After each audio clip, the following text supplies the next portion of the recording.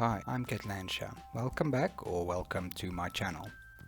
Today I'm looking at the first British cyborg. But first, let's get into a bit of backstory to this. In 1967, Dr. Christian Barnard performed the first human-to-human transplant, which to say the least was far from successful, in the fact that the patient only survived 18 days after the transplant.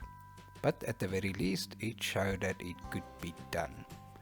Later that year, Dr. Barnard did manage to perform a more successful transplant of the heart, in which the patient managed to survive a year and a half after the transplant.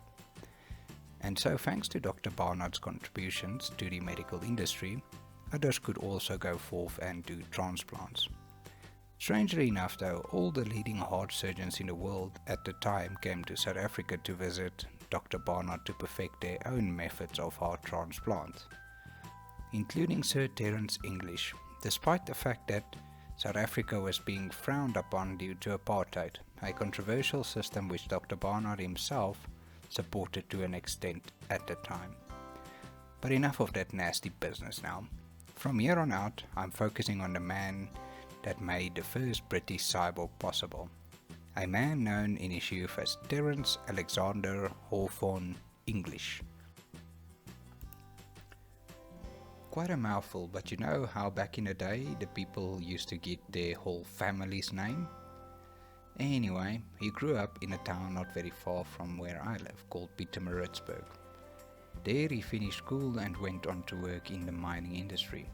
He also went on to study a bachelor's in mining in the University of Witwatersrand in Johannesburg. During the last year of his tenure there, he inherited some 2,000 British pounds, which in today's money is about 60,000 pounds. He then finished his degree and moved abroad to Britain, where he went on to study medicine and became a cardiac Excuse me, sorry, do you speak English? No, I don't, sorry. surgeon eventually. At this time he went off to visit the Groote Schuur Hospital in Cape Town to see Dr. Barnard's work. Sir Terence English, as he was known later in life, went on to perform the first successful human-to-human transplant on British soil on the 18th of August 1979 to Keith Castle, who lived another 5 years after this operation. And over the years many more such operations were performed successfully. You'd be forgiven to think this is where a man has done enough, but no. Sir Terence English went on to perform the first successful artificial heart transplant on this very day, the 26th of August 1994.